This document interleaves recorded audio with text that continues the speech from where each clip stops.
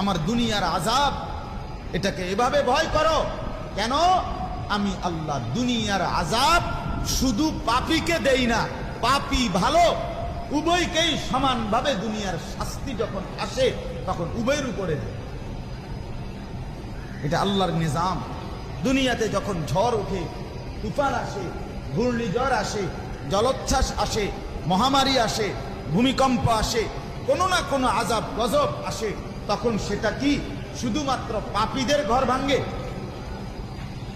কথা বলেন না তো? ফিলিস্তিনে যে এখন মুসলমান মারতেছে ইহুদিরা, এটা শুধু হুজুরদেরকে মারতেছে, ঠিক না?